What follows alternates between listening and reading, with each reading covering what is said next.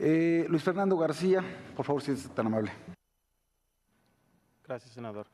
Voy a contestar creo que en grupo. Varios preguntaron sobre el tema de vigilancia.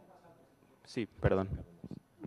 Sobre el tema de vigilancia, voy a contestar más o menos en grupo. Hubo varias preguntas, senador Robles, senador Flores. Creo que nadie está promoviendo y está señalando que sea imposible que, por ejemplo, una procuraduría utilice la geolocalización o intervenga en una comunicación privada para la investigación de un delito como el secuestro, como la delincuencia organizada.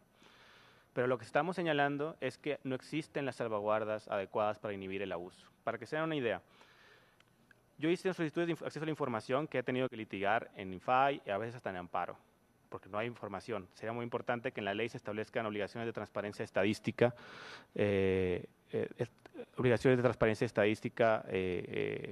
digamos, proactivas y que hay un reporte anual de eso, ¿no? Pero, por ejemplo, la Procuraduría General de la República ha accedido a datos retenidos entre 2007 y 2013 en más de 250 veces. Probablemente ya son más porque esto es información retrasada por todo el litigio que se ha tenido que hacer. Y en más del 64% de las averiguaciones previas en las que se hace acceso a datos retenidos, esas averiguaciones previas se quedan en fase inicial. Nunca hay un ejercicio de la acción penal, no hay autorización judicial para la autorización. ¿Y qué pasa con esto? Es darle unas herramientas muy potentes a estas autoridades que se llevan a cabo en secreto y que nunca nadie se va a enterar si los usaron para bien o los usaron para mal. Es muy fácil para una procuraduría abrir una evaluación previa, utilizar los mecanismos de vigilancia, nunca ejercer la acción penal y el afectado nunca puede controvertir la licitud de esa prueba en un juicio. Y como no hay una autorización judicial previa, tampoco hay un control sobre la idoneidad, necesidad y proporcionalidad de la medida. Entonces, lo que estamos señalando es la incorporación de varias medidas que están incorporadas en otros lugares, ¿no? En otros países, y que se recogen de manera muy sintética y bastante didáctica en los 13 principios internacionales sobre la aplicación de los derechos humanos para la vigilancia de las comunicaciones, que es un documento generado por expertos, por más de 400 organizaciones de la sociedad civil, que ya ha sido también patrocinado por redactores de libertad de expresión, por por el Consejo de Derechos Humanos, lo ha tomado como parte de sus determinaciones recientes, y que establece una serie de medidas como la autorización judicial previa, como el que haya un organismo supervisor independiente, como ocurre en muchos países. Yo creo que en México sería el Instituto de Protección de Datos. Ahorita está en el IFAI, pero se supone que va a haber un nuevo Instituto de Protección de Datos que espero también tenga una autonomía y que no se lo arrogue el Ejecutivo esa institución. Y el derecho a notificación, por ejemplo, que les parecerá extraño. ¿Cómo le voy a notificar al que le estoy...? No le notifican en el momento en el que lo estás geolocalizando o interviniendo, pero una vez que un juez determina que no se pone en riesgo la investigación, que no hay un riesgo de fuga, que no hay peligro para la pérdida de evidencia, el Tribunal Europeo de Derechos Humanos en varios casos, particularmente en el caso de Kimsiev contra Bulgaria, señaló que es derecho del ciudadano ser notificado en algún momento de que fue intervenido y qué datos se conocieron de él, para que esa persona pueda en todo caso acceder a las instancias que correspondan para controvertir los abusos en esa medida. Entonces, de lo que se trata es de establecer las medidas, de establecer los controles y que se adecúe lo que ya hoy día es inconstitucional y que acá incluso se amplía y se da también a agencias de seguridad y de inteligencia que primero habría que determinar si es necesario o si es simplemente que tengan acceso a ellas, y si se determina que lo tengan, que esté también con las mismas salvaguardas y con criterios muy claros, no para llevar a cabo labores de inteligencia, sino para atender en todo caso una amenaza objetiva, clara, inminente a la seguridad nacional, no para recolectar información de inteligencia porque eso es muy vago, ¿no? Entonces, por ahí va, y nuestras propuestas sobre contexto y, digamos, con justificación constitucional, jurisprudencial, etcétera, les será entregada en ese sentido.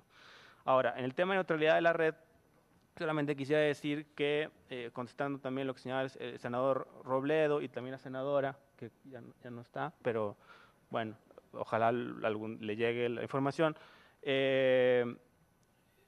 no satisface la iniciativa los estándares más aceptados de neutralidad de la red, que yo indicaría que son, por ejemplo, el de la ley chilena, o más que nada el reglamento chileno y la ley en los Países Bajos, que son los mejores estándares. Hace unos días también el Parlamento Europeo ha adoptado medidas concretas para restringir las facultades de gestión de tráfico de los concesionarios que generen distorsiones, ¿no? En particular en la iniciativa, lo preocupante es la fracción quinta del 145 sobre gestión de tráfico, que básicamente le permite al concesionario tomar cualquier medida de gestión de tráfico. Tendría que haber una autorización y una supervisión activa y constante del IFT. Cada vez que un concesionario lleve a cabo medidas de gestión de tráfico, tiene que avisarlo al IFT y el IFT, digamos, puede tomar medidas, ¿no? La transparencia que se establece en la ley también es una transparencia muy inútil. Poner en una página de internet digamos, de manera previa y general las medidas de gestión de tráfico, pero lo que quiere el ciudadano saber es, cuando está viendo Netflix y se pone lento, si es porque Telmex está discriminando el tráfico o si es por otra razón, ¿no? Para que entiendan un poquito el tema de la neutralidad de la red, los concesionarios tienen una calle de paga privada. Y lo que están diciendo es que en unos momentos se me llena la calle y lo que quiero que me permitas es yo ver adentro de los coches, saber quién tiene mucha gente encima y discriminar coches. También le das facultades de discriminación y van a empezar a discriminar competidores. O sea, Telmex tiene muchos incentivos para discriminar Netflix y favorecer Claro Video, por ejemplo. Y así otras empresas también pueden hacer lo mismo. Los que generan contenidos, que son los mismos que están proveyendo acceso a Internet. O sea, Televisa hace contenidos y ahora también va a proveer servicios de telecomunicaciones. Tiene todos los incentivos para privilegiar sus propios contenidos y discriminar los de otras personas. Entonces, la neutralidad de la red junto con la calidad del servicio son herramientas de política pública fundamental para lograr que haya un mayor avance y penetración y acceso a Internet. Si tú le dices al concesionario, en lugar de que tengas que tener facultades ilimitadas de gestión de tráfico, de discriminación de coches de entrada a la autopista de paga, te obligo a que mantengas una calidad de servicio y te obligo a que inviertas en infraestructura para tener más capacidad. Si se le dan, digamos, facultades amplísimas de gestión de tráfico sin ningún tipo de control, pues, digamos, se va esto van a maximizar sus ganancias con la gestión del tráfico y no van a invertir en infraestructura. Entonces, sí, yo recomendaría que se miraran los modelos y ni siquiera tengan que mirar los modelos afuera. Ya hay una iniciativa suscrita por 18 senadores, el senador Correa la presentó, pero la suscribió el senador Gil Suárez, por ejemplo, yo recuerdo, que firmó esa iniciativa, en donde se recoge principalmente este capítulo de neutralidad de la red, muy inspirado en la ley chilena y el reglamento, y creo que es un buen modelo y lo tienen ahí para dictaminarlo, ¿no? Lo deben de tomar en cuenta. Y finalmente, sobre el tema también de neutralidad de la red, pero también relacionado con el tema de la ciberseguridad, primero quisiera nada más reiterar que en el capítulo de neutralidad de la red se mencionan otras cosas que en realidad no tienen que ver con neutralidad de la red y que son mecanismos de censura para la remoción de contenidos.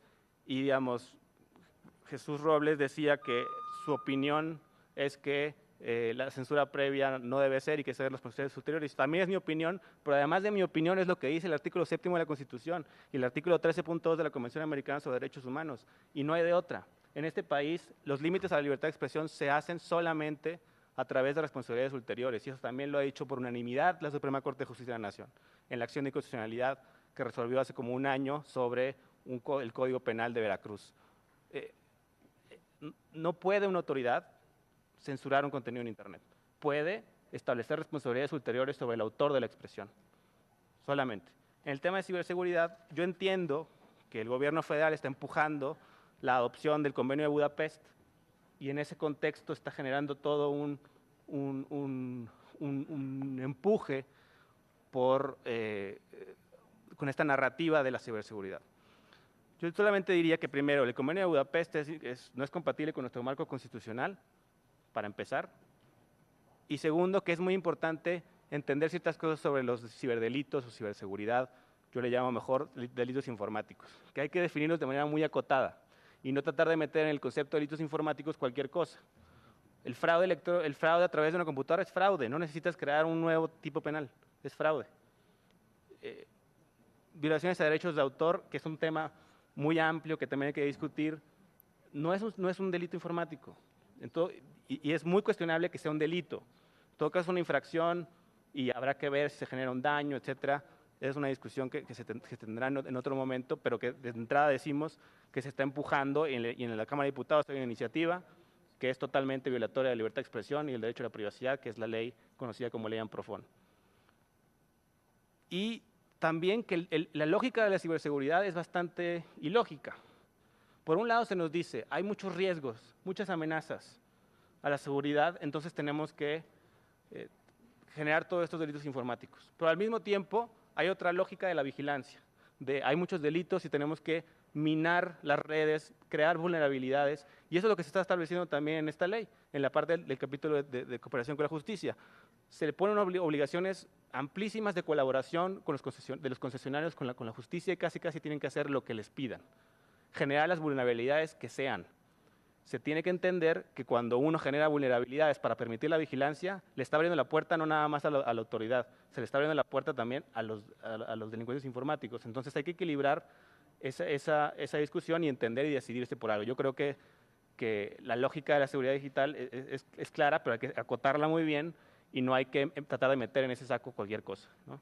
Esas serían mis aportaciones y yo nada más quisiera finalizar diciendo que agradezco, por supuesto, reitero porque lo dije, agradezco la invitación, pero más que la pluralidad, creo que hay muchas voces que faltan, pero también el tiempo. Tómense su tiempo. Es mejor tener una ley buena en un periodo extraordinario a tener algo sobre las rodillas y algo que salga mal, ¿no? Muchas gracias. Gracias, Luis Fernando. Hoy, ¿sí vas a dejarnos algún material extra? Gracias.